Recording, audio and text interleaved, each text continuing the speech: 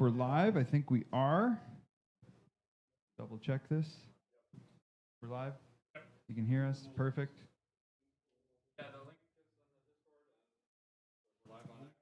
Okay, perfect. Perfect. Alrighty. Okay. Yeah. Welcome everybody. Thanks for coming to EthVan here at Decontrol. Usually every Thursday. Might be moving to Wednesday. We don't know yet. We're going to see how the music goes. We like Thursdays. We're going to see how things go upstairs. We just never. It's good. It's a gamble. We're so far. Last week was a crazy gamble. What's happening upstairs? There's like a music. They have like kind of jam sessions and stuff. But it usually doesn't start till 8. So usually we're okay. It does add to the vibe. It's just like, and it also kind of puts a sense of urgency in us as well. So yeah. Anyhow, we'll see how things go. Thursdays we'll keep cooking till now, but just be ready, just in case, because at any moment it might just change. So that's what we've got. We've also got Monday nights. There is an open mic and poetry night. Is kind of how we, yeah. So if you're at all interested in that, I think it's at 6 p.m. So just come by. I don't think we have the links or anything for it right now, but yeah. Poetry? Yeah, poetry. Poetry, open mic. Oh, and 7 we sing. 7 o'clock. So swing by at 7 or afterwards, and you can just pop in, check that out. Tuesday nights, I think Andrew was doing like a kind of jam session night, but I think he's gone to Winnipeg. So maybe the following Tuesday, that might be happening. What else have we got here? What else? We've got this. Anything else I'm missing here that I feel like, I don't know, maybe that's all we got. So, yeah, make sure that you, after every event here, like everybody's heard me talk about these PO-apps, these goddamn PO-apps. I'm telling you, please mint your PO-app, because what we're going to do is I've got one of these fancy burner cards here, and it's basically like, I'm going to load it up with some crypto, and we're going to have a raffle on PO-app. So that if you have a PO-app that is from all of, whatever, we'll figure out from where that, what history of PO-apps we use, but we're going to do a raffle, and somebody's going to win. You have to opt into it. So that's why you're going to need to have a PO-app in order to opt in. So today, mint your PO-app. It's at the back there, right by the doodle rug. There's a little black sign. Said it thousands of times at this point. So please do that. That would be awesome. Okay. With no further ado, here we're going to dive into it tonight. Here we're going to talk about stablecoins and the future of payments. So we've got Jonathan with us here from Virgo CX. We have Annika from Eco, and we have Ethan from Abisu. So yeah, thanks guys for joining us. Maybe a quick little 30-second, what you're up to, what you're cooking, and yeah, kind of, just a little bit about you. 30 seconds. All right. Well, I'm Jonathan, and I'm currently the CGO for Virgo Group. Virgo Group, probably the most popular Canadian relevant platform is Virgo CX. We're also in Australia, the US, and we recently also launched our asset management arm in Canada. I basically oversee the growth functions for most of our business lines. Really happy to be here and discuss about the future of stablecoins. Nice. I'm Annika. I am Executive Director of the Eco Association. So we're the ecosystem development arm for the Eco protocol, which is a stablecoin-focused protocol on Ethereum, focused on user experience and making interoperability much simpler across Ethereum layer 2s and beyond. Very excited to be here. Very excited about stablecoins, future of finance. So much to discuss, and I'm pumped. Nice. Yeah, I'm Ethan. I'm building Abisu Finance. It's a decentralized stablecoin protocol on Ethereum, and it lets you borrow stablecoins against your crypto. And I'm also excited to be here. Perfect. Thank you. All right. Ooh. Okay. So I'm gonna get quick. We'll start at the far side and on the way back here. So quick question: do you currently use stables, and why are you not fully deployed? And what is your main use case for them? Mm-hmm. So I think I use stablecoins for two things, like many people. One, as a store of value, and two, as a way to farm yield. So when I started in crypto, I was working at this company, and I was a student in the US, and I'm not allowed to work on my student visa, but I'm trying to make money. So the company paid me in stablecoins, and I have never actually had a job where I wasn't paid in stablecoins. My current company, we do payroll in stables as well. That's how I store my cash. And then two is yield farming. Like when you're playing this crypto game, If your money's just sitting there in dollars, you're not earning yield, but you also maybe don't want exposure to volatility of like ETH or Bitcoin. You can have stables, you can lend it out, or you can stake it into some yield protocol, and you can earn some like APY on your stables. So this is like my two use case. All right, sweet. So yeah, super degen, super on-chain, all of that. Okay, awesome. Annika. Yeah, I am admittedly not a yield farmer, but much respect to you and using your dollars that way. But that's just not a use case I've spent a lot of time on. But I also do get paid in stable coins and have gotten paid in stables ever since moving full time to crypto. So I can talk all day about on ramping and off ramping in Canada and challenges associated with that. But that is my primary use case for stablecoins today, and I think like it's pretty good for all of us to just be intellectually honest in crypto about like, hey, we're actually not using stablecoins for that much today because none of us really at this point can pay our rent or our mortgages or our groceries in stablecoins. And like, that's okay. We're not there yet. We're all here because we want to get there. And so my use cases for stablecoins are pretty few and far between. I've done an angel investment that I wired in stables, but beyond that, like pretty minimal other than playing around on chain. So yeah, still early days, and I anticipate in a few years' time I'll be using stables much more than I am today. Yeah, so I echo with you two as well, but on top of that, I also do pay stablecoins and settle with my friends a lot, because internationally, even locally as well, like some people just give me stables instead of CAD, and it's just much easier, and they want to invest, and the Canadian dollar is just depreciating at all. So, yeah, payments, pay friends. Receiving also, I guess. So before we go further with this, is there any kind of apps or certain platforms that you're using to send with your friends?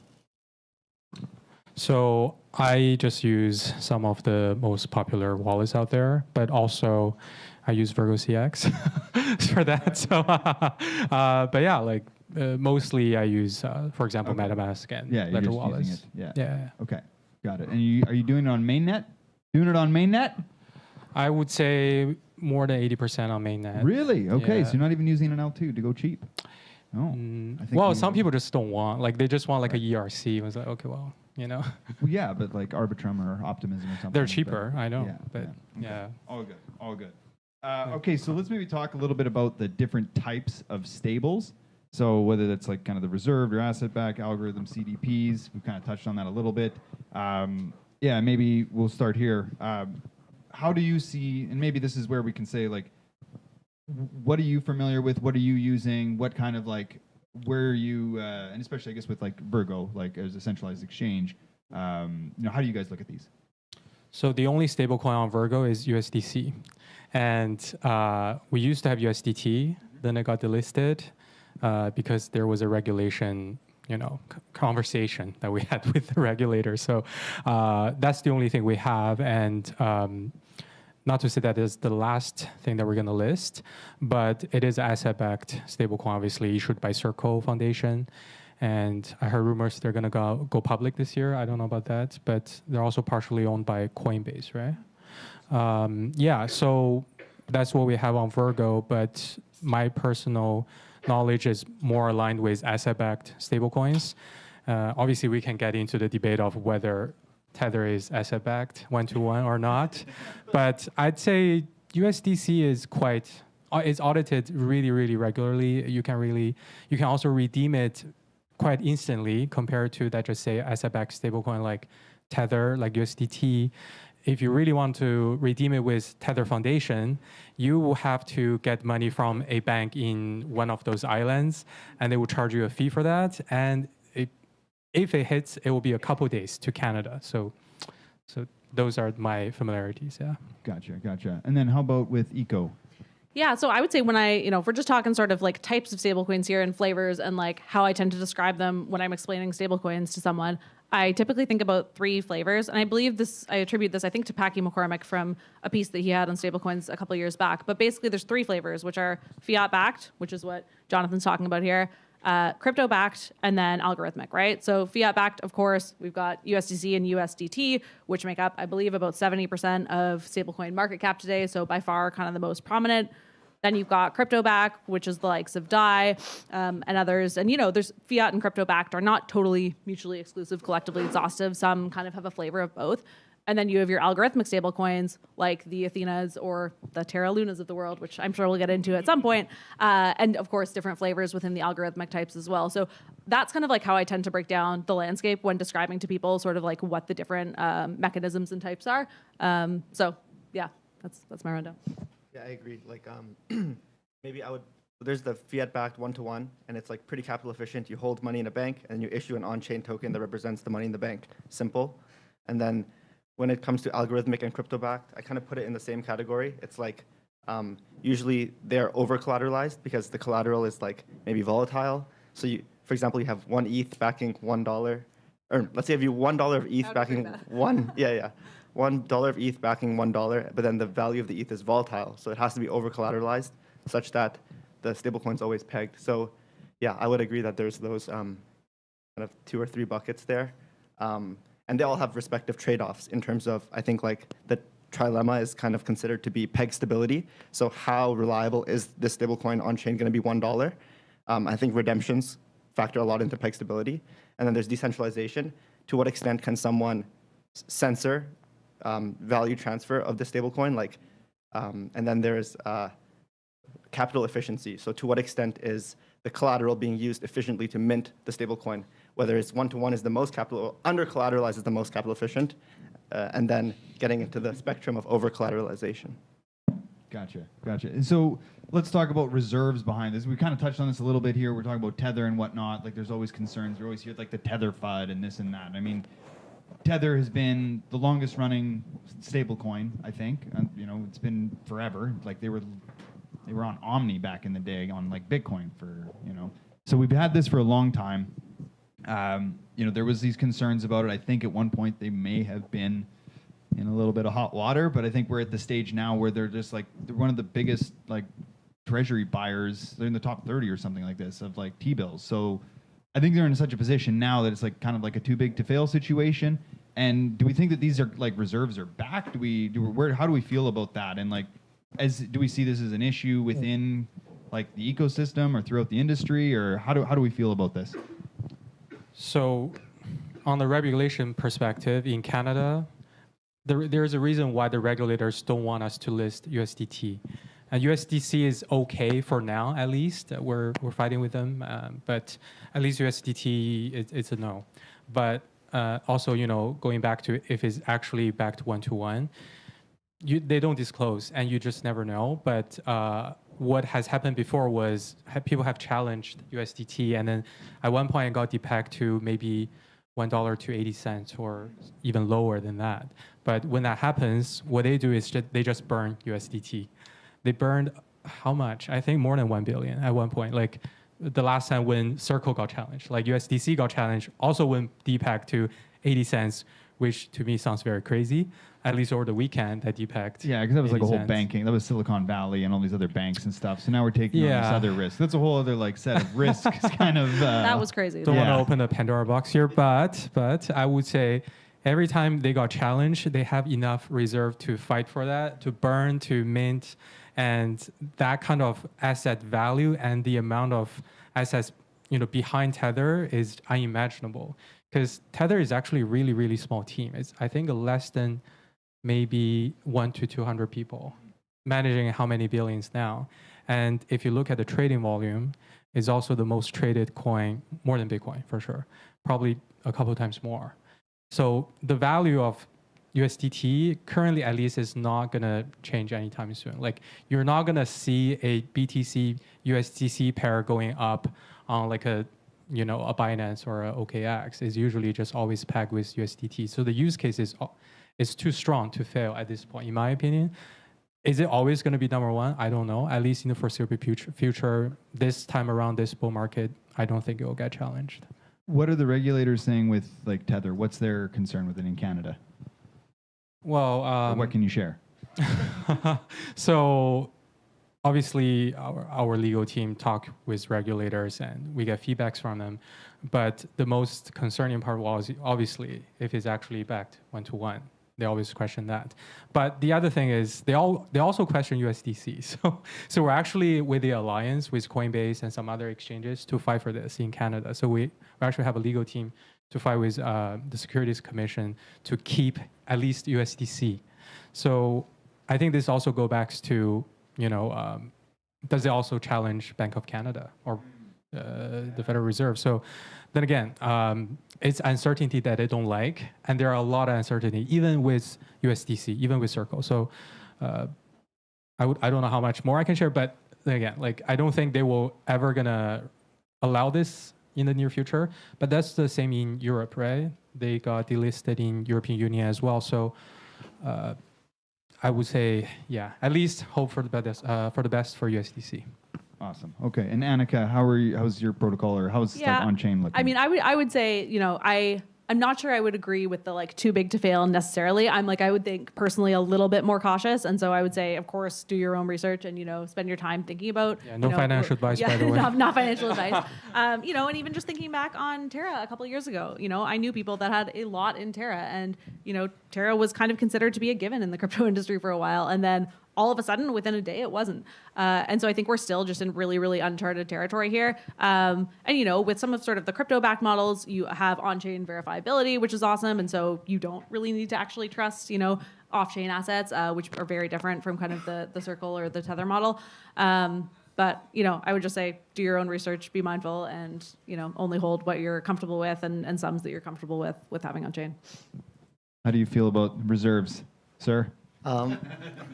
So whatever product you choose to, stablecoins, the product it's a coin that's pegged to $1. And in order to get this product, you have to trust, there's certain trust assumptions. If you're using USDC, USDT, you're trusting the banks, the reserves, there's actually money in the bank. And if they fuck up, you're trusting the government to penalize them. So those are your set of trust assumptions. And a CEX, those are good. Those are trust assumptions they're willing to take because they're a regulated entity and they want to plug into traditional infrastructure.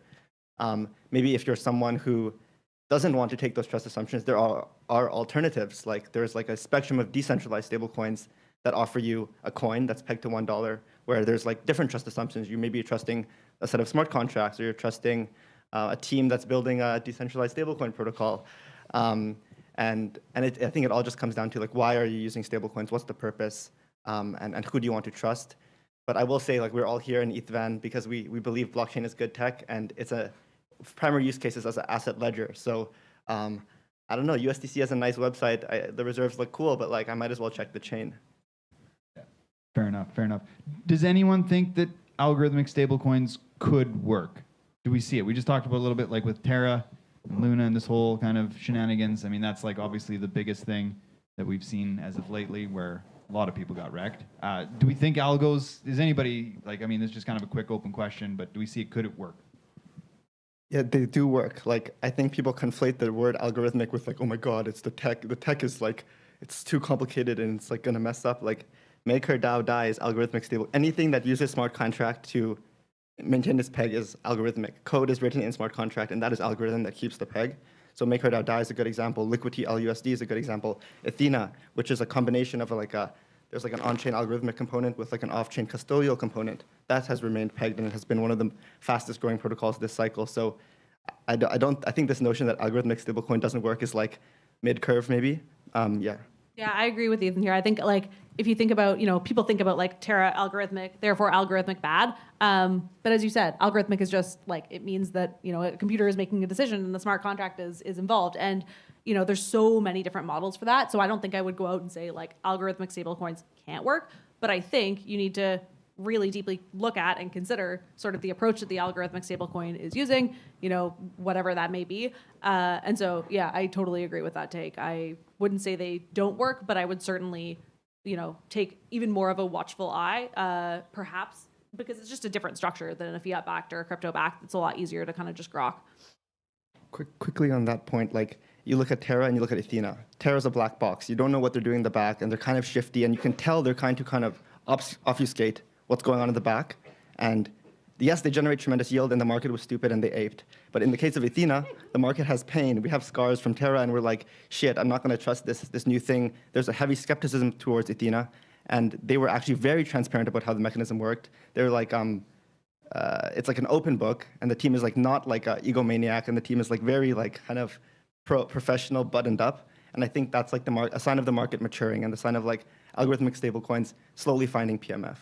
I would also say one resource I really enjoyed in learning about algorithmic stablecoins, Matt Levine, who writes Money Stuff, had an awesome just like explain it like I'm five rundown of Terra and Luna and how the whole construct worked. And it's like not that long. It's pretty short. You can understand it pretty simply. And anyway, that's like we need more sort of like simple explanations like that so that people can understand these things and not get scared of them and really just intellectually like question, and decide for themselves whether or not they agree with the model. So whether that works or not, it's debatable. I'm not going to get into that. But I think just in terms of a market demand and supply point of view, if I were to pick, I'd probably pick a USDC over a DAI, or but it's open market. You can pick whatever you like, whatever you want to trade. Some people like CEX, CEX, and some people like DEX. So, so some people don't like CEX, some people do. So, and some people like decentralized, and that's okay too. So I think there's a market for everyone. It's not one fit for all, and again, do your own research, and always be prepared, and prepare for volatility at least, even for USDC, right? Yeah. Yeah, and I think that's great that you've like pointed out the kind of the differences or like the ways like what we're opting into with algorithmics and actually making the distinction between the differences of wild Ponzi's and maybe like some people might say that what this other stuff is like a little bit still it still takes on some risk and whatnot, but at least like the risk assumptions are known ahead of time, and maybe they are complex, but at least it's like it's there and it's like it's open. I mean, I've got my concerns about Athena. We'll see how that all plays out, but yeah, that's obviously one of the bigger ones that's coming along here this year. Okay, what about so again, like when we start thinking about stable coins.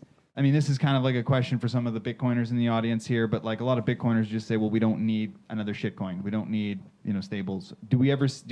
How do we feel like, is the Bitcoin standard happening? Are we getting closer to it? Are we getting closer to hyper Bitcoinization, or do we still need stables? From a use case perspective, or just like kind of an open question. I mean, we talked about it today. We can't even use stables for paying rent. So I feel probably could. Well, but yeah, you know what I mean. So, anyways, I think it's just like, so like people can think about like, how payments are going to work, because like that's where we get to is like, what does payments look like? And that was what this whole Bitcoin kind of kicked this whole inspiration of payments off. But right. Now we're looking at like we're talking about stables. So I don't know, just open question there to go with that. I can only speak from my own perspective. If I were to pay for something, I would never pay my own Bitcoin for that. Like, the whole point of me holding Bitcoin is because I think it will go up. Like, why would I pay for something? There are people who want to. Then again, I respect that. But I personally just want something stable in my asset composition, and that part is yes for payments. So I don't think it will be just Bitcoin, for sure not. And I don't think we're also seeing a trend of growing to Bitcoin only. Look at Trump this weekend, Bitcoin. I don't know, like that's just crazy also. But overall, like you see new use cases every single day, and Bitcoin won't be the only one. It is the biggest and probably will remain for a long time. But for payment, at least, I don't think it's the best tool for payments. And would it be the Bitcoin standard? For investment perspective, at least for institutional level, yes. Because if you see the Bitcoin ETF and the Ether ETF, no shade on Ether, but the flow is much shade. The flow at least is much lower. So the trading volume for a Bitcoin ETF is much larger, even though both has been launched for how long now. So then again, institution probably only looking at Bitcoin now. Sometimes they look at Solana, in my opinion. But payment-wise, I don't think so. Yeah. Yeah, I love this question, and it's very timely because there's been a lot of discourse on Twitter, in particular in the last couple of weeks on crypto Twitter. You may have seen the meme of like the finance guy in the vest with the coffee cup, and people like kind of joking around saying like stablecoins aren't real crypto, or what are we doing? Like we're here for the wrong reasons. And I actually I really disagree with that. I think stablecoins are a very necessary stepping stone to get to this decentralized, open financial future that we all envision.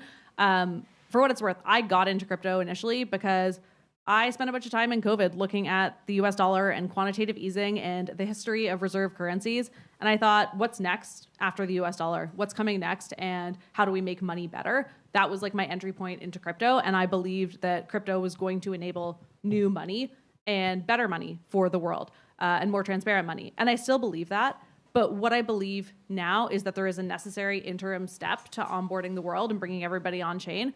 And that's meeting people where they are today. And that's in a dollar-based economy. And that's the reality of it. So I think we're going to have, in the next few years, a lot of like business in the front, party in the back, i.e. like fintech apps that use crypto rails under the hood. People don't even know they're ultimately transacting in stablecoins. And, fintechs are just using it because they're better payment rails and they've become faster and cheaper.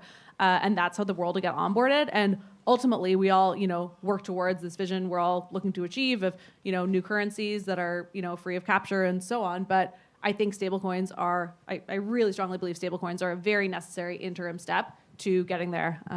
So that's my take. Yeah, I really like this question as well because it gets at the question, what is money? And I think in the answers that is given, we've had a few different answers to this question, what is money? We've heard payments, we've heard investment, we've heard store of value. And I think each of these forms of money, a different kind of solution presents itself. So for payments, I 100% agree that stablecoin is superior to any fiat currency. The reason why stablecoins are better for payments than Bitcoin is because network effects matter for money in terms of payments. You need to be able to send some money to someone and they need to accept it as money. And Bitcoin is not like that. USDC is closer to that.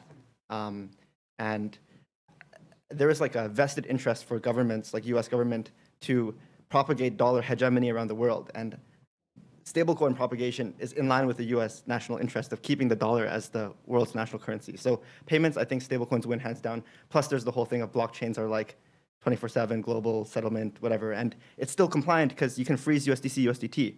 If you're buying guns for Hamas or whatever, you can freeze them unless you're CZ and you choose not to. And then there's second use case, which is store of value, and this is where maybe Bitcoin comes in. It's oh, you want to store your value as Bitcoin or ETH or USDC? That's your choice. And I would agree with I would agree that I wouldn't want to use my Bitcoin as a payment because I want to keep that. It's going to go up. But I would borrow dollars against it using a CDP to spend that money. I want to buy a car, so I would borrow against my Bitcoin. When I have a house and I want to buy something nice, I take a mortgage. I don't sell my house. So for investment, I think it's different than money. Hold on. We need to get a mic. But no, that's a great question because I was just about to go into this actually, just kind of to wrap with this. Sure, I'll just go on with it here. So I think it's really great that you pointed out and you said you coined the term. You mentioned the term here earlier, dollar-denominated society or dollar-denominated economy. That's what we're in. We're literally in that, and I don't think we're going to leave that anytime soon. In particular, with the way that the climate has changed down south, I feel like there's going to be a little bit more. There's going to be a stronger push here for a while. So we are in that we are in that environment, and then to go to Ethan's point here, I would like. I've been talking about this to no end and still, taking tons of flack for this kind of concept, but literally borrowing against Bitcoin. What do we do to borrow against our assets in the EVM ecosystems, even Solana or any other smart contract based, we have options, we have opportunities in order to borrow against our, assets. With Bitcoin, there are options. It's involving discrete log contracts. Am I using DLCs? That's the right, yeah. So we've got DLCs that will lock that up, but what are we getting? We're still getting stable coins on some other network somewhere. We have to get that. So we still need stable coins on whatever network that we're, whether it be Solana, I know one of these platforms that I'm talking with, they're, issuing on Solana. But yet again, the number one place to actually, I think, is Tron still the number one for USDT? I think that's where most of it is issued. And yet, I don't know, is there anybody here that uses Tron? Anybody? Because we're fortunate to be in Canada. Yeah, that's the other thing. Yeah, we're fortunate to be in Canada here. So, yeah, I don't know, with that, I don't know, what about with banks? Do we see banks making the switch here? I guess that's kind of that's kind of a, bigger question here, but how do we see banks using that, and or are they just going to use XRP? Because that's we've been waiting for that for 10 years. Yeah, they're going to kill Swift. Yeah, and Swift is just going to roll over, and they're willing to give it up. So, anyways, that's yeah. Anyways, sorry, that's sarcasm for anybody that wasn't sure on that. I'm finding my sarcasm isn't hitting as well. But yeah, let's talk about banks and how you see them using stablecoins. And I think there was a question earlier too about are there any others than U.S. dollar denominated? Maybe that fits into the banking question. So, throwing a lot at you there. Take it away. So if we're talking about Bank of Canada stablecoin, that's another topic, I think. Are we talking about that, or are we talking about like a... I just like banks using it for transmitting value. Transmitting, okay. Yeah, that's kind of how I'm seeing it. So, I mean, JP Morgan was the first bigger banks to announce they're going to use blockchain technology at least to settle interbanks, and they had a JPM coin. I don't think that's highly publicized anymore, but they were trying with it. But essentially, it is a settlement network for them. And if you're looking at, for example, US dollar settlement, even if you're in Canada, you're in Singapore, they're settled in New York. They're not settled here. So it is always going to be a ledger. It just depends on what kind of technology you're using it. Using it issue as a token or as a booking ledger on their own system, it's a preference. But I would say that the banks, especially in Canada, are quite conservative. So you don't see them announcing this. I think the only thing you mentioned, like XRP, I think that was way back. ATB Financial announced like a test transaction on XRP with a German bank. That was... That was way back, 2017 maybe? Yeah, like I was going to say, 17, 18, somewhere in there. Yeah. And we actually use ATB Financial as our bank because they're one of the few crypto-friendly banks in Canada. So we'll talk after. Yeah. But they are friendly, but they're also willing to try it. And, ATB is Alberta Treasury Branch. It's a crown, like I wouldn't say it's a crown corporation, but it's a government-affiliated bank. And being that open was quite surprising to me. I don't know if it's an Alberta thing, but I don't see that in Ontario nor in BC. So going back to will they use it, at least in Canada, I don't see it anytime soon. But would they be affiliated with a company that use stablecoins? Then yes. We use it. We on board with ATB. We also use a couple other banks, and I know there are a couple companies trying to issue Canadian dollar-backed stablecoins. They're also using some of the banking partners in Canada. So at least they're open to taking them as a client. Themselves issuing that, I don't see anytime soon, at least in Canada. Got it. Is CAD-C, is that one that exists? Do you know that one, or which one are you talking about? So there is a CAD-T. There is a lot, actually. So I think, so there's one issued by Stably called CAD-T, I think. And there's one called QCAD, which is from 3iQ. If you guys don't know, 3iQ is like the first one to issue Bitcoin ETF in Canada, or debatably in the world. Those are the few. Perfect. Yeah, I would say, like, no doubt banks are definitely starting to look and maybe very, very loosely experiment. But I think by and large, to actually make meaningful change in a bank, like, it'll be kicking and screaming probably pretty late. Fun story, actually. I first discovered crypto back in earnest probably in 2016. Is my mic dead? No, you're good. Yeah, I'm just going to when I was working at a Fortune 500 bank in New York City on an innovation team, we were looking at blockchain, and this was kind of my first foray into crypto. We, back in, I think it was 2017, we announced actually publicly that we were doing a proof of concept to run healthcare claims on the blockchain in 2017, which even now today would be like pretty out there. So of course, that did not go very far. But it was my first foray into crypto. I saw all the Bitcoin maxis on Twitter in the early days, and I was like, no thanks. I don't think this industry is ready for prime time yet. But all that to say, being at a big Fortune 500 bank, we were even looking at it back then, nearly a decade ago.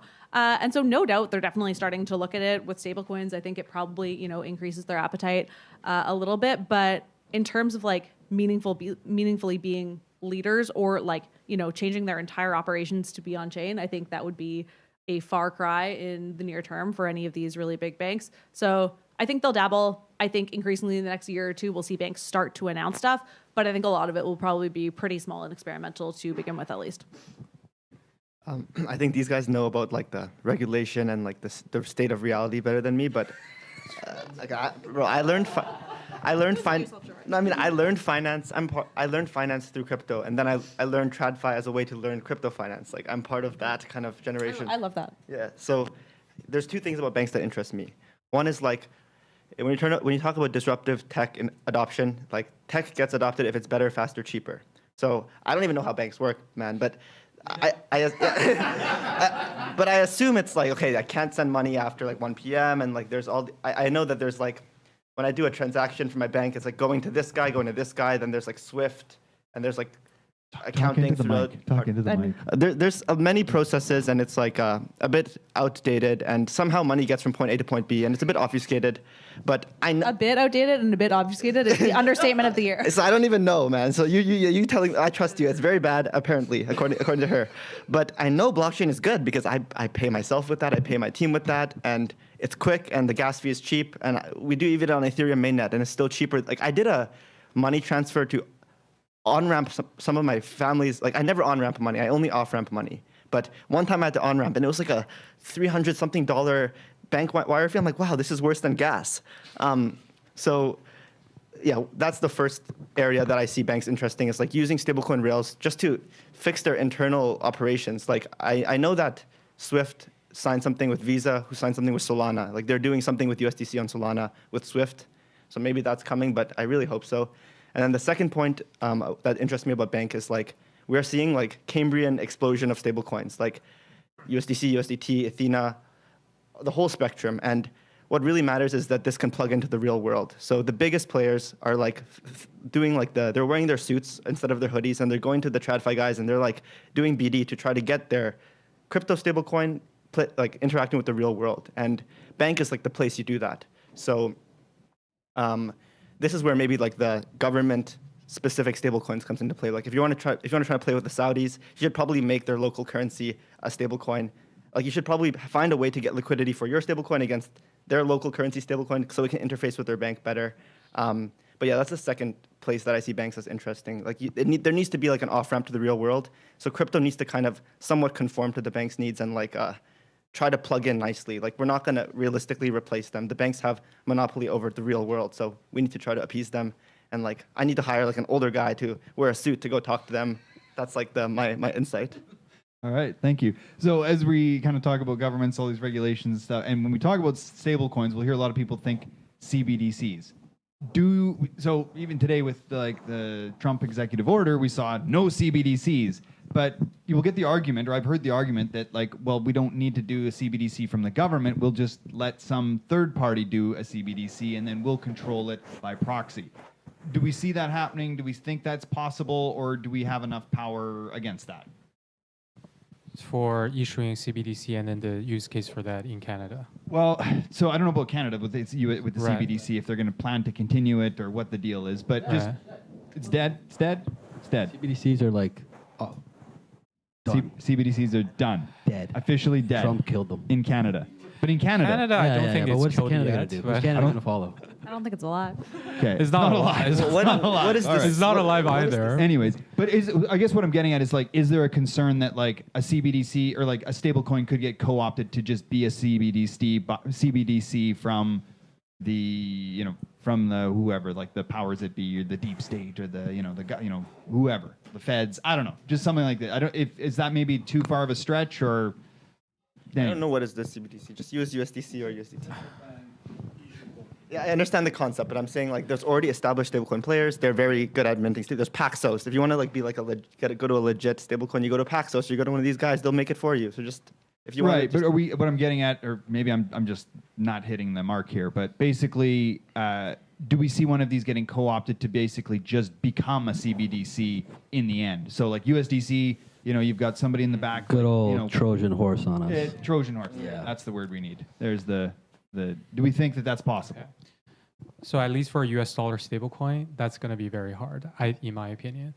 If you're talking about in Africa, LATAM, they have their own small stablecoin issuer issuing a local currency. That's very possible. But first of all, we just need to talk about use case. Do we really need a Canadian dollar stablecoin, first of all? Probably not, in my opinion, just because you don't, it's pretty easy to pay with Canadian dollar. Why do you need a digital version of that? I just don't know. But it is quite substantial. It's a very substantial use case in a lot of countries like Venezuela. You're talking about a lot of African countries, Argentina. Then those countries, yes, it's a good use case. Then if we're talking about acquiring it, we're talking about how big of a political power certain countries have. Not getting too deep of that, but smaller countries, if it's very unstable, then that's possible. Canada, I don't think so.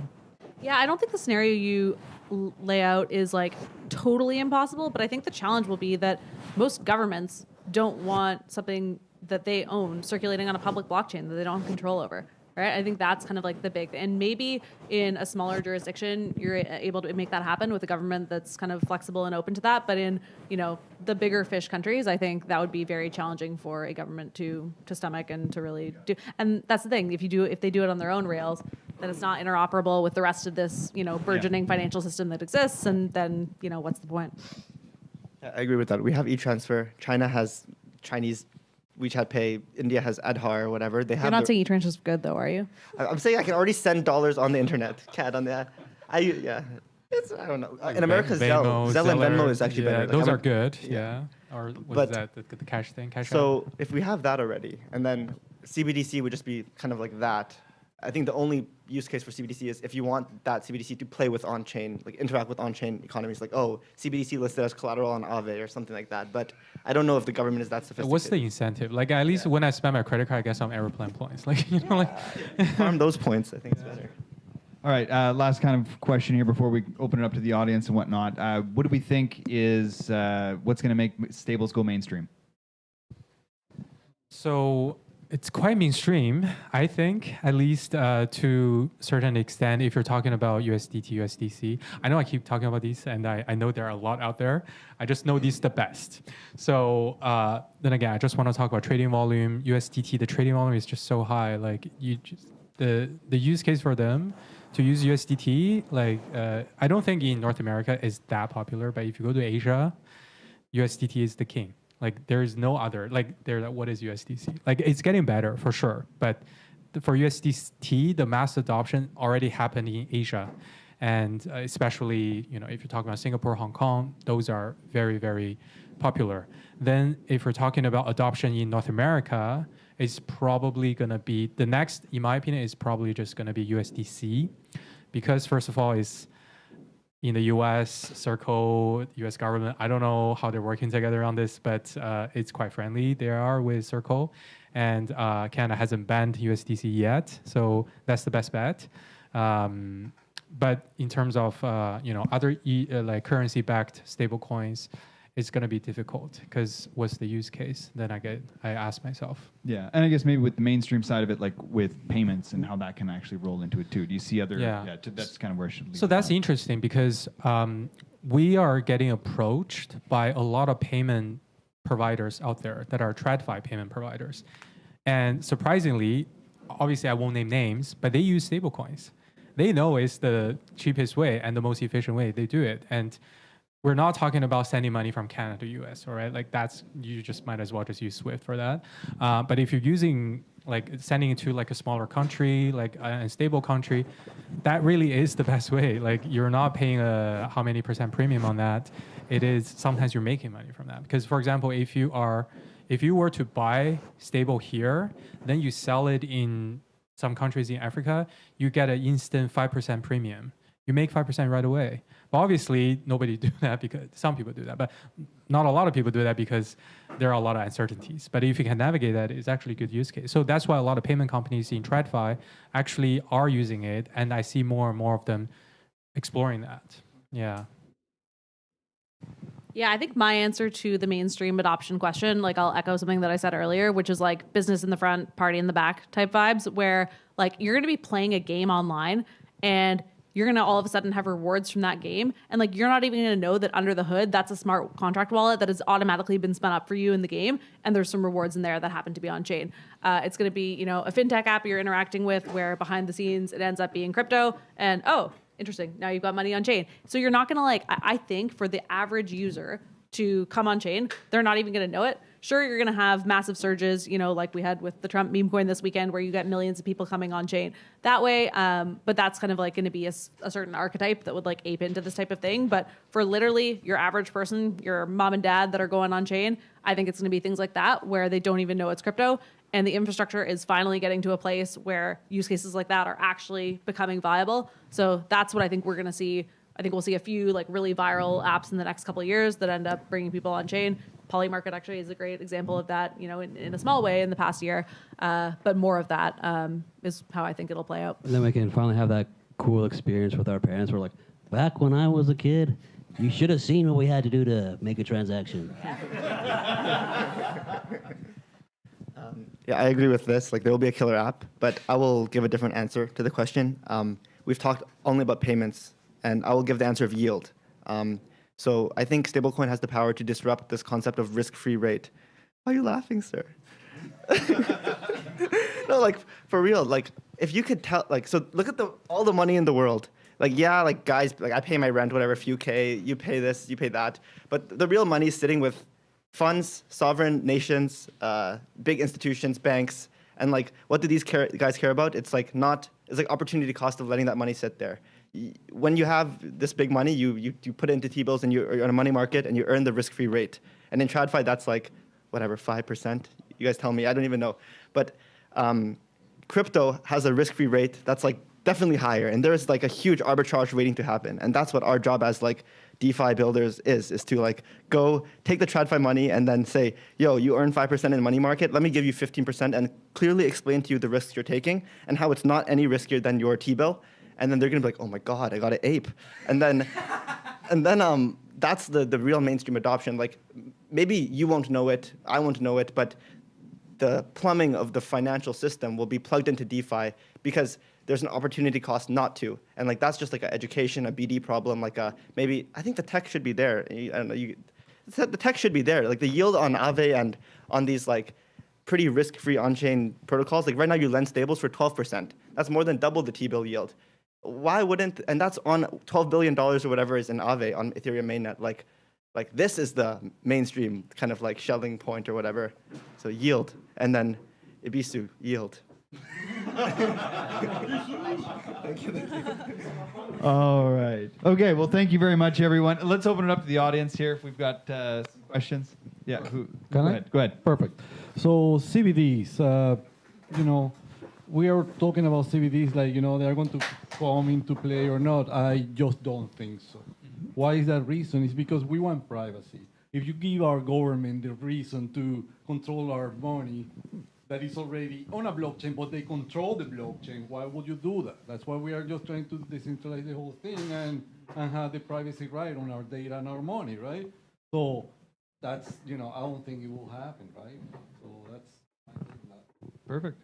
Yeah, but the counter argument to that today would be that most public blockchains have very poor privacy, generally speaking, right? Anyone can see what you do on chain. most public blockchains are not even decentralized. Yeah. Right? So But no, I don't disagree with your take whatsoever. You also have to consider about travel rules now. Like, if that's going to be implemented in Canada, you are going to have much less privacy. Travel rules? What? Travel rule is correct me if I'm wrong. It's a concept developed by the U.S. government or SEC, whatever. So basically, every time you transfer coins from one CEX to another centralized exchange, there will used to be it's sort of anonymous. It's from one wallet to the other. And these two exchanges only communicate on the chain level. But going forward with travel rule, communication will be between exchanges with actual KYC information. I love sex, but hyper-liquid. Yeah. And it's no surprise, right? Like, why do you think the government want to keep everything anonymous forever and they will always say, oh, it's because it's financial crimes, human trafficking, this, that. Yeah. And I think like when we get into KYC stuff, that's actually, if somebody wants to get into that sometime, I would love to have a talk on like KYC, ZK privacy, that kind of stuff. Like we've had a few ZK talks in the past, which has been great.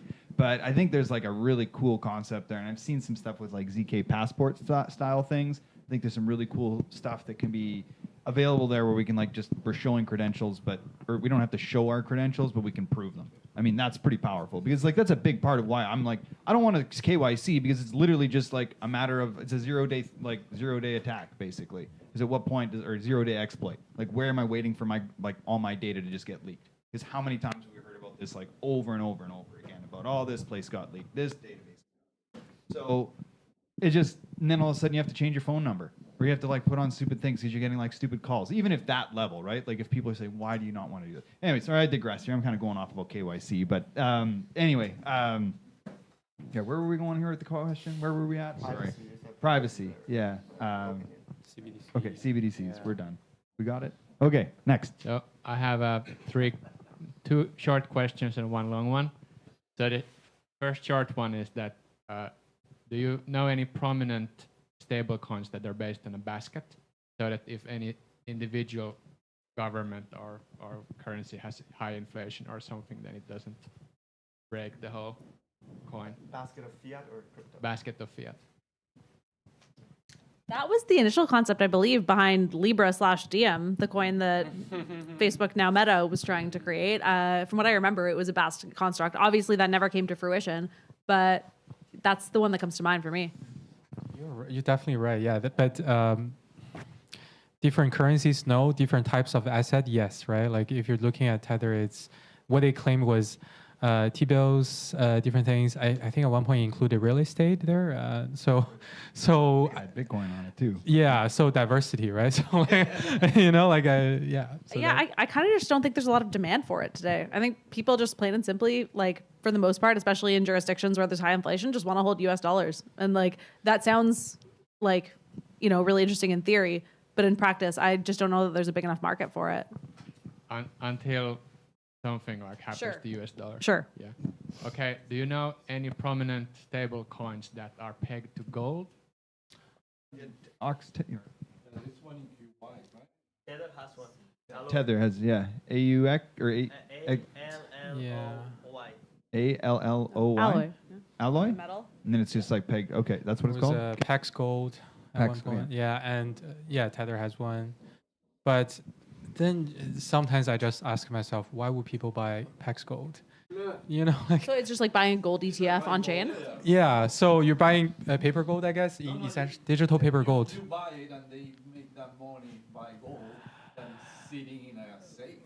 Yeah. So I guess some people would want that, but there are not a lot of popular gold-backed stablecoin for a reason. The demand is not there, in my opinion. But yeah. It could be like more stable in value, but still have the liquidity or ease of use of crypto. That's true. Yeah. Right. And then my third question about the popularity of stable coins. So like the origin of crypto is that people didn't like governments screwing them by printing more money.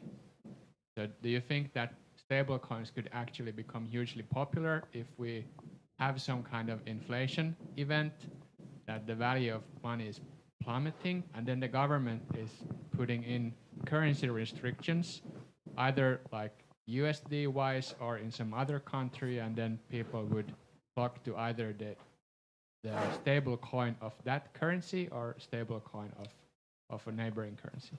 So that's what happened with Venezuela and Argentina. The currency, with Venezuela is obviously very extreme, but Argentine peso as well. That's why I think the prime minister of Argentina is pro-Trump, right? And then now he's all crypto. But before he banned crypto because of this, because he put capital control with pesos, but people are just using stable coins like USDT for transfers. And that's why also in Argentina there is a 3-4% premium to buy USDT, because people don't trust Argentine pesos. So yeah, same in Venezuela. Yeah, I have a friend. Shout out to Oscar. He ended up like he was getting paid in pesos. He immediately would switch to USDT, and over 2 years, he just like playing the ARB, he was able to build a house. Yeah, There it is. Just like that's how crazy it gets. That just shows like how much inflation can happen, and just like how much USDC or US dollar would preserve your purchasing power in that sense. you'd be surprised like how this actually changed people's life, because there was a company that I was talking to in Argentina that payrolls are in USDT. And then obviously over time in 1 year, the payroll costs increased 20% because they made pesos. So, and I thought it was, okay, like I guess that makes sense now, but would that continue? I don't know. but currently, at least, yes. Yeah. So I'm curious what your guys' thoughts are on the diversity of stablecoins. Like we talked, USDC, USDT are kind of the just go-to. Everybody uses them. If I were to launch a stablecoin right now, I would just be way too worried about like liquidity. Do you think, as a stablecoin, so maybe I can split this up into two parts, but as a stablecoin, how, like a small stablecoin, how do you become a good option for people? Or are you just relying that people swap to USDC when somebody else wants USDC? Like, do you think there's a way to grow as a small stablecoin right now? That's a bold question. Ethan? So Bold is a stablecoin that was launched today by a team called Liquidity. And Liquidity is basically the best at minting stables against decentralized collateral, specifically ETH.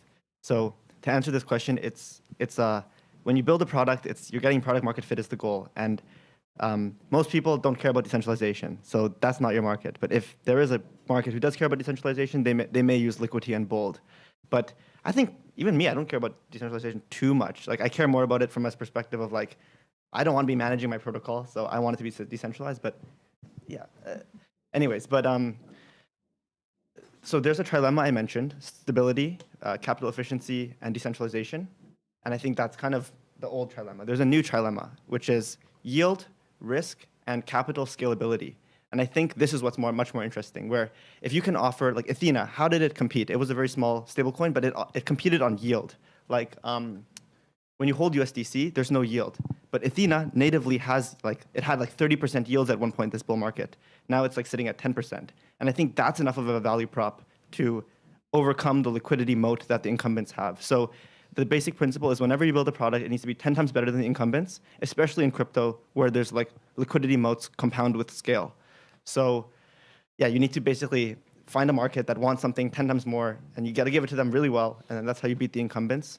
And I think yield is the interesting one. Like, there's a question whether USDC, USDT will stay at the king forever, and I think teams like Usual, which like whatever, like don't like Hail Mary, Hail Mary, Hail Mary, like they got flooded recently, but the concept is like a race to the bottom, where how does USDC, USDT make money? They make money on the yield accrued by their collateral. And Usual is saying, okay, we're going to give 100% of that back to the user. And I think that's like, if you can get the same liquidity on the Usual stablecoin, but give everyone the yield, I think that's an answer. So kind of rambling, but I think you need to like find a problem and deliver something 10 times better than the incumbent. I have a question. I hear a lot the word yield, and I wonder how much of these stablecoin issuance is inflationary. Because basically, I'm getting a token that I can spend, and it's like, okay, I'm going to take the collateral, I'm going to spend it in something else. So there are more dollars out there. So I think that even if yields go up, they're going to go up because inflation is going to go up too. Because the more tokens you print, when you onboard people, you are doing like some kind of miracle like Jesus with the bread and the fish. But now you can spend this money, plus it's giving yield somewhere else. So is there anyone talking about this? Like what kind of inflation this is bringing to the system? I think there's different flavors of yield, and it's very important. Like, how is that yield generated?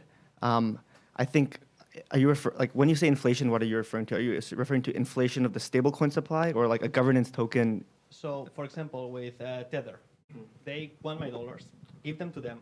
They give me a token that I can spend, and it's like $1 worth.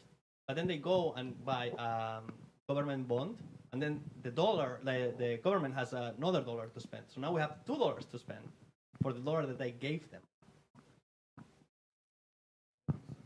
It's like basically like when I have a stable coin, about there is rehypothecation, no money then. that it's Well, no. It's actually like it's not even like fractional reserve. Like you are like duplicating the money if they can spend the money that you give them. The government spends the money. Yeah, like Tether goes and spends it, like gives it to someone else. Are you worried that you're not getting the one-to-one, or No. Like now in the economy, there are like $2 that are being spent. Like Tether has Like one crazy to spend. inflation. Exactly. Like when I give them $1 in cash, they don't separate it and say like, okay, here's the token that represents this dollar. The token is moving, the dollar is steady. The dollar it's moving, the token it's moving. So now we have $2 in the economy. Yeah. So How does this affect? Like, I don't know if, like, I've never heard about people talking about this. Yeah, I've heard talk about it a little bit, but I think the answer is today stablecoins in the context of all the US dollars out there are still so small. It's still such a small percentage. You know, we're at 200 odd billion stablecoins in circulation right now. I think, you know, when that increases by an order of magnitude and more, that probably comes into the conversation yet, but I just don't think it's in the conversation yet because stablecoins are still such a small percentage. So I think absolutely, like, we'll get to that at some point, but I think we're just still so early that, like, people don't really talk about it. I mean, inflation sometimes is not a bad thing. So we're not talking about this. Okay, if you talk to the Japanese government, inflation is great. So depends on the context, right? So I would say then you talk to Federal Reserve, how much they print, like that's much more. So it's an open market. It's a market that's freely traded and there's no restriction. Hence, you would have arbitrage opportunities sometimes, and some people live on that. So it's opportunity as well. Yeah, it's probably, yeah, I would say so. So I think there's 2 points here. I think you can never create something from nothing. I think like a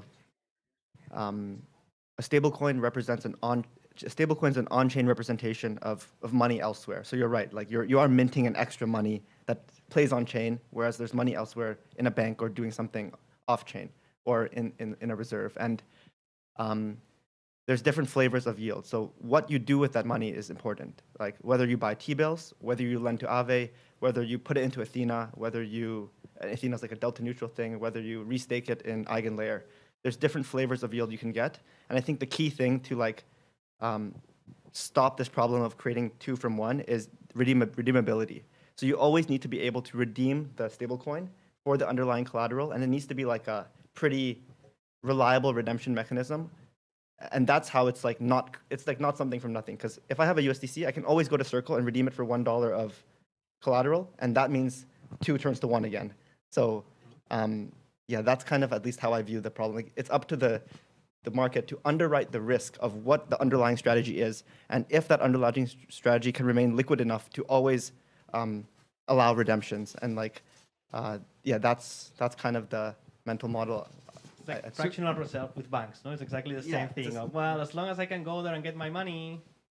Yeah, and I think that's like, if we can have it in the mental model that like it is locked effectively. So it's like we're locking that dollar and we're printing it somewhere else, and so we're unlocking a new asset somewhere else. And then that way the 2 to 1 doesn't really work that way. But in most scenarios, and again, just like we're doing with fractional reserve, it's like, oh well, yeah, we'll just give you that over here, and then we can just use this other one, and it goes into circulation. And who knows how, like, I think like what it can get, like it can get rehypothecated like as far as 10x in like I think the traditional system. I don't know, not a banker, not a doctor, but yeah, there we go. So yeah, so things can get out of hand pretty quickly and spiral that way. So again, I think that's a fantastic way. Is if it was like makes sense though.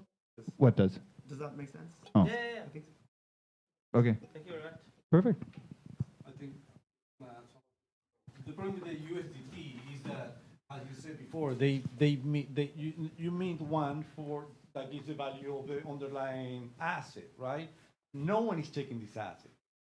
No one is going to USDT and taking 3 million down, right? So no one is really checking that. And the problem of the whole USDT issuing and being blocked from most developed countries is that they don't have regulation, right? They cannot be regulated. They cannot prove that they have one-to-one assets in the bank, right? And they came out trying to fix that to buy T-bills and other stuff because it's U.S. government, right? And now, they cannot touch me because I own them, right? It's a political game. Okay, who do we? Oh, go ahead. A question was asked earlier about whether or not algorithmic stablecoins would work. And I would also ask, do you think that centralized stablecoins would work? If we want to make this truly decentralized network, all of a sudden these centralized institutions are issuing stablecoins, a hard fork happens, does Tether and USDC decide where the chain goes? Centralized stablecoin like CBDC? Like USDC and Tether. Being centralized, like being a debatable decentralized protocol? being controlled by a central entity. So are you saying like if there's a hard fork, and like which chain are they going to? Yeah, wherever Tether and USDC decide to go, that's where the chain will go. Like if that's where all the value is. Yeah, I see what you're saying. That's a really interesting question. So it's like basically the DAO hack happens again, and we have like an classic Ethereum situation, and like the dynamics are just so different today based on the assets on chain relative to what they were back then. That's fascinating. It's a business question. It's like wherever they make the most money, that's where they'll go. And it's also relating to this trilemma thing where it's like you maybe care about decentralization, so maybe you'll choose like decentralized alternatives to stablecoins, but majority of the world doesn't, and majority of the world wants to just use Circle. So if the market is on the forked chain, then Circle will go there to serve that market. Yeah, but do we in that maybe this is just like another question, do we see that Circle will serve, like in this example, will Circle serve the market, or will the market be serving Circle, right? It's like if they're they literally have they're saying, well, actually we're going to go on fork B instead of fork A because it aligns more with our business policies. We're going to go there, but we're like, no, fork A is the way. Like a competitor will emerge on fork A and compete with Circle, and Circle didn't make the right choice, and it's just free market economics. Yeah, but again, that kind of it gets messy. It's actually a concept I've never heard of. We talk a lot in the Ethereum ecosystem about client diversity, but we actually don't talk about asset or stablecoin diversity. Yeah, because we guys sometimes ask, do we take Solana-based Solana chain USDC? And then we're like, oh my god, this again. It's not that we don't like it; other people don't like it. If we get it, it's it's our hand. Okay, I have to do a lot of hops to make it work. So. And then, interestingly, obviously, the most popular USDT chain is Tron, but there's no Tron USDC. So it's probably just ERC is still the most popular for USDC, right? So there must be a reason for them not to go on Tron, but because economically speaking, it's much faster with Tron, at least, right, on paper. Whether centralized, decentralized, I don't know, but it is faster. But they don't go on there. So it sometimes is a internal legal decision as well, because then you look at them going back to the SEC, say, hey, we don't do this because 1, 2, 3, 4, 5. But then that's also why the U.S. government Circle more than Tether Foundation. So yeah. Who has tried to withdraw USDC? Through Circle? Have you? You have an institution. Is you normal person with your name draw USDC from Circle? Okay. If I want to do that today, I can't. So I don't know how you did it, right? Early. You got to be early. Well, probably, right? but the point is that all these coins are used within the networks. They don't come out, right? They slosh around, right? They give you the safe haven of volatility, right? But I wouldn't trust my net worth into any of these coins. And that's it. When I use one of those coins, is to transfer from this to that, because it's the only easiest way. But I cannot go to USDC and say, give me $1,000 from my 1,000 USDC. It's institutional, right? So they're already setting up the ramps and the rails for that to happen from institution to institution, not from you and me. Right? Yeah, that's a jurisdictional issue actually. So in Canada, it's not possible. US, I think it is. Yeah, it's one-to-one instant. So, and obviously, U.S. banking is a little bit more advanced than Canada, unfortunately. So, and not trying to promote a competitor, but I think Coinbase actually allow you for one-to-one instant redemption because they work with Circle for that. Yeah, for U.S. dollars. But yeah, you got to be U.S. citizen. You have to be U.S. US resident. customer. U.S. resident. Yeah, resident. Almost there, man. Hey, 51st state, here we go. Hey, no income tax. Let's lower those tariffs. Oh, boy. Okay, any last questions here before we wrap up? Going once, going twice. Oh, all right, we got one in the back. Let's talk about flat coins by any chance. Oh, flat coins. Yeah, is anyone building anything on it, or? I haven't heard that term in a while.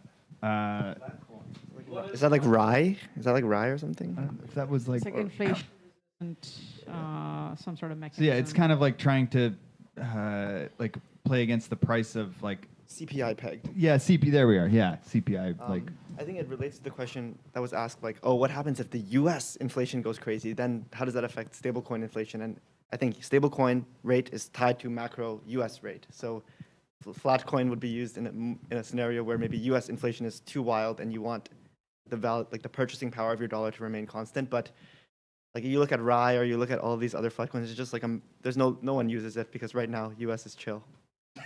Good answer. Like RAI is, I think this is one, and Frax I think also had a CPI pegged stable. It's like a very elegant idea, but in practice, like you're transacting in a dollar that's like 0.99 and 1.002. It's like confusing. Based on CPI, like those guys go out with the consumer price index. Like you go into the supermarket and you take a basket of goods and you say what's the price and you track that inflation over. That's from. Yeah, go to the Frax or RAI docs. But I don't know. yeah, it's not a super popular thing, and I think because it would be fluctuating quite a lot as well, that also like you end up with not necessarily rebasing because like Ampleforth was also rebasing, but like anytime you have like rebasing assets, it's really hard to use like on chain, like in DeFi.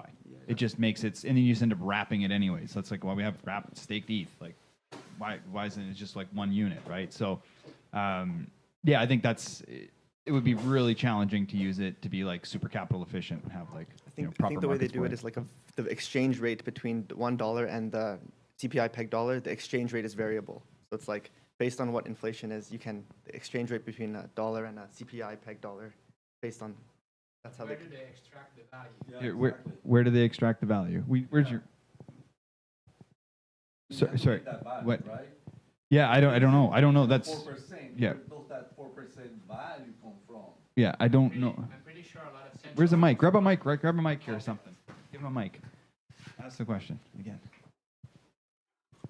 I'm just saying that a lot of central banks would for sure like to copy whatever algorithm they have if they can like extract value from somewhere to fight inflation. It's not extracting value, it's just changing the denomination to match. But still, like, how can they do that? Is RAI backed by ETH? I think it is, right? I don't know. Then Yeah, I don't know get enough about RAI. liquidated if it. I would goes think crazy? that's the only way you could do it is like make it to in order to like deal with this value, like the value extraction or however you want to call this or look at, like how do we get that a value accrual maybe is a better word. Like it would have to be like over collateralized, right? So it's over collateralized and it's like slowly increasing in value because there is enough collateral backing it to allow it to go up and down algorithmically, I guess, based off of whatever Oracle index feed, I guess. I'm just kind of talking out of. Yeah, so then you would just get liquidated. Yeah, and then you're. Yeah. So that's again. This is why like it's not a super popular thing. It's a novel idea. I don't know. I'm just kind of talking out of my ass here, just on the fly here. So probably sound like. I guess that they just invest in things that beat CPI in average, and then they just save and they just put it there. Like you give me your money, I put it to the SP 500, and then the years that it's not, I just take from the investment and just like give you the difference.